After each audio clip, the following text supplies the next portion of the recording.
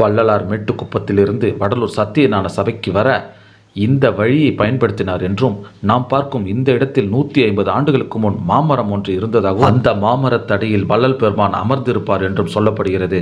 மேட்டுக்குப்பம் சித்தி வளாகத்தில் இருந்து வடதிசையில் 500 மீட்டர் தூரத்தில் சாலையின் வலப்பக்கம் திரும்பி சென்றால் வயல்வெளியின் உள்ளே இந்த இடம் உள்ளது.